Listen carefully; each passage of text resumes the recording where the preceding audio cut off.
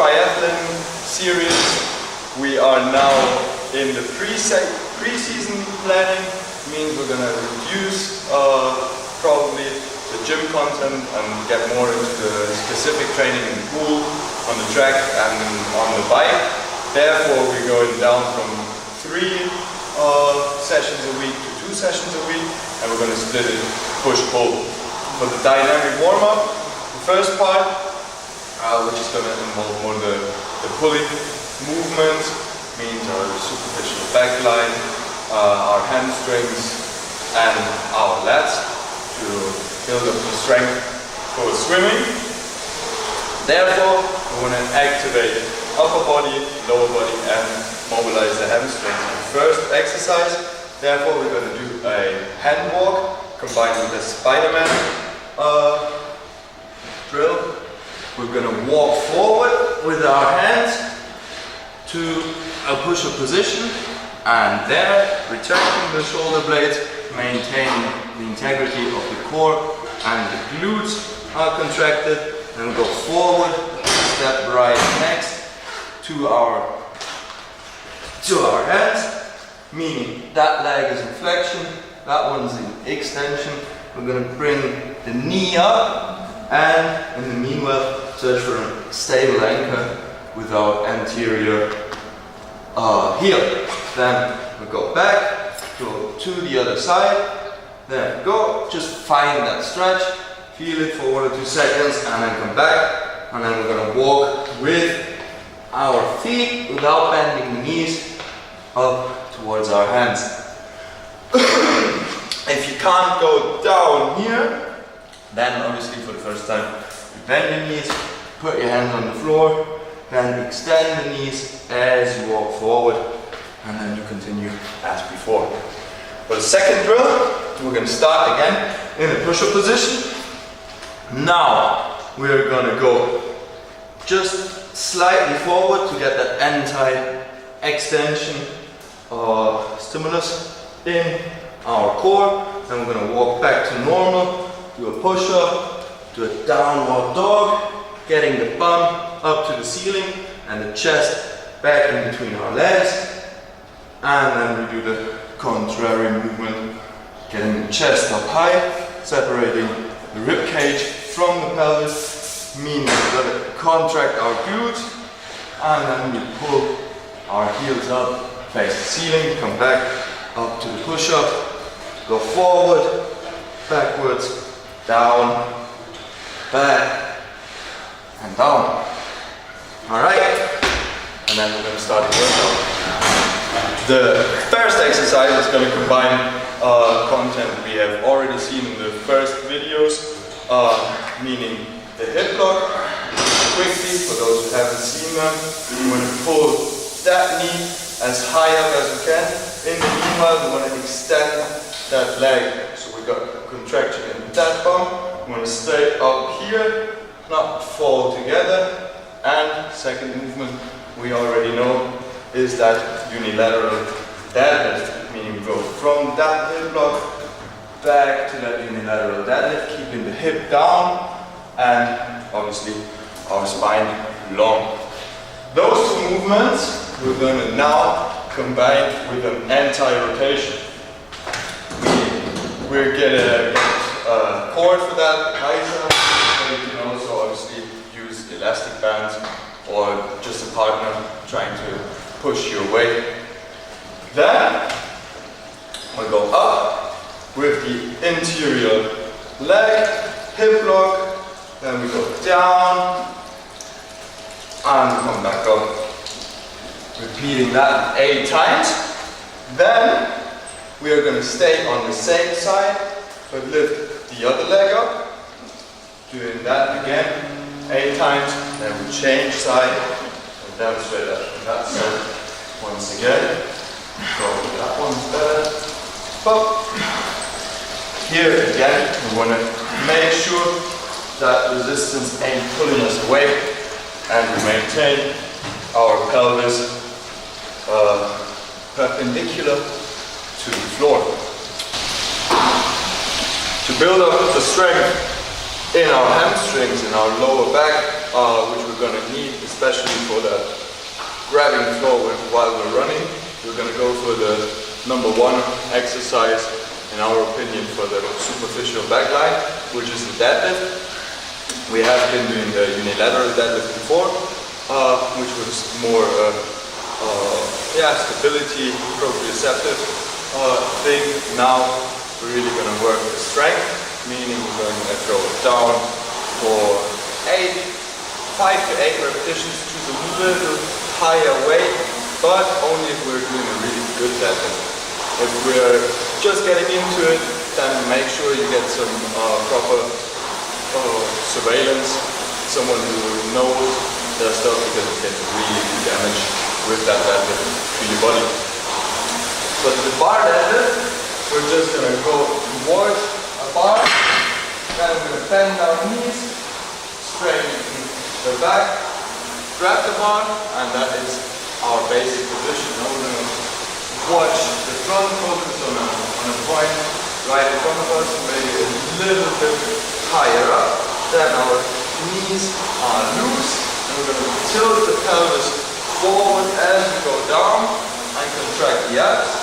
Always making sure our abs stay tight. We don't want to curve our back. That's the number 1 mistake. It's not a lower back exercise. We want to dry it up with our hamstrings.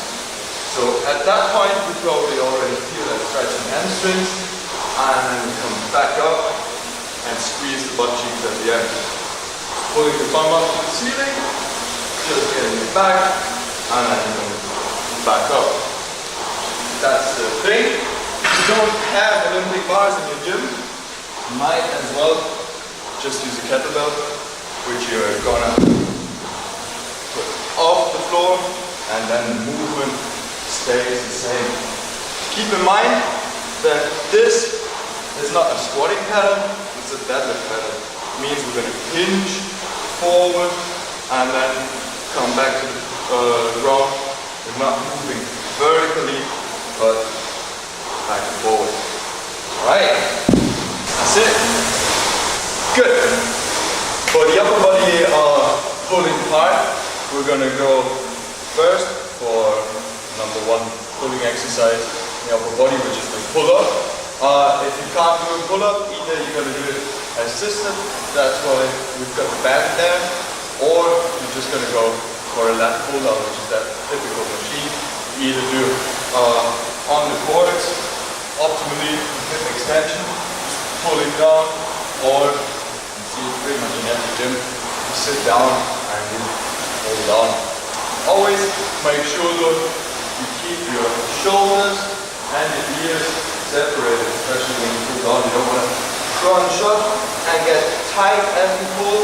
Same in swimming, you want to stay tall and really get the sternum up against the bar. I'm going to quickly demonstrate one. First, non-assisted, then assisted. We're going to go for a pronated grip. Grab the bar, activate the shoulder blades, and then come up, get down, or we're going to use that band, step in it, and it's going to help us reach the top more easily. Okay, second pulling exercise is going to be a row. We're going to go for a TRX row. Not necessarily you need a TRX though, any sling trainer should work. We don't even use the TRX, we've got the 40 Pro, just getting the elastic slings out. Then we go towards that thing, get our glutes contracted, our abs contracted, and then pull ourselves up and go back down again. Important thing is to maintain that straight body line. Then honestly you can vary the difficulty by increasing or decreasing the angle. The more parallel to the ground you are, the harder the exercise is. Right? Alright, the conditioning part is also going to include that breaking down and re-acceleration movement pattern we had in the deadlift. Therefore, we are going to use the battle rope. If you don't have battle ropes, I'm going to show you an alternative with the kettlebell. We're going to go for single swings, and what we're going to look for is integrity in the spine. Spine stays long as before, chest stays out. Then we want to feel that stretch in the hamstrings, load, and then explode from the hip and break down again. Just quickly demonstrate that because it's probably going to be loud. Then we're going to go from that deadlift position up and back down.